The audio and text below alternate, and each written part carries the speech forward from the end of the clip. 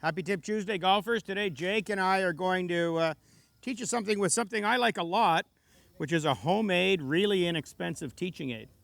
Very inexpensive. It's a handy-dandy water bottle. A handy-dandy water bottle, but you and I use it for different purposes, but to teach really the same thing, which is attack angle and swing plane a little bit, right? Absolutely. So you're going to jump in first. Perfect. Let's do it. Tell me what you're working on, what your flaw tends to be. I'll place the water bottle and we'll have you hit a shot. Yeah, so I tend to get my arms a little behind me in the top of my backswing, so I get a little too aggressive pulling my arms back down in an attempt to get my arms back where they need to be. And as a result, I tend to hit a bit of a cut or a pull when I'm not swinging well. And so my club's coming a little too outside and across to the left. Yeah, so your angle into the golf ball is across the ball. Yes. Many of you who slice would, really cut across. Jake, as a better player, is only cutting across 1 or 2 degrees, but... It's subtle, yeah. Yeah, but here's what we're going to do. So we've set up a target line here behind the golf ball, the line to and from the ball to the target. And I'm just going to set a water bottle down on Jake. Go ahead, Jake. Stand over that ball. Give me a couple little practice waggles back. Show me the proper path. And I'm going to be really picky. I'd recommend for many of you, if you're hitting slices, that you might, go a little further out so you don't hit the water bottle. Although no damage if you hit the bottle. It's cheap and you're not going to hurt anything. But for Jake, I'm going to really test him, and I'm moving that bottle just a little bit outside the target line, if you can see that.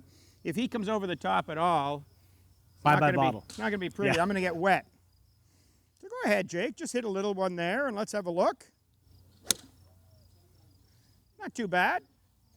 You sense the bottle? Did you sense the bottle there? Absolutely. I mean, that one I actually came a little too much under, scared of it, but that's where it takes a couple to calibrate and get used to it, and it's a really good teaching aid once you get comfy to give you feedback on how you're hitting it. I guarantee you one thing, if you're a slicer, you won't be cutting across as much or as anxious to go outside. So now let me show our thing, because we have very different moves. Let's switch spots here.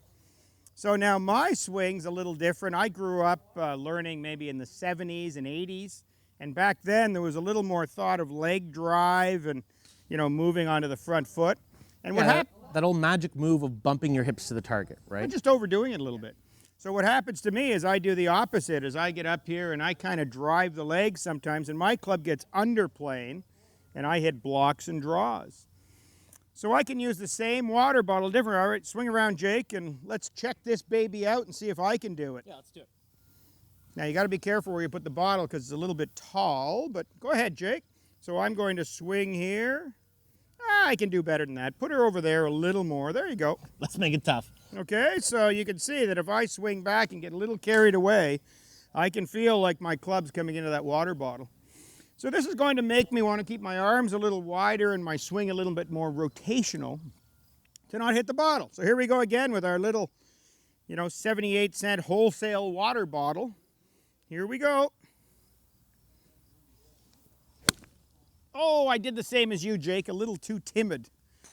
But it is great, and I tell you what, I did not drop under and hit that bottle, so. No, like with a lot of drills where you're putting something in place to help you get feedback as whether you're doing it wrong. I think an overreaction on the first couple swings is typical. Don't panic if you do the same thing.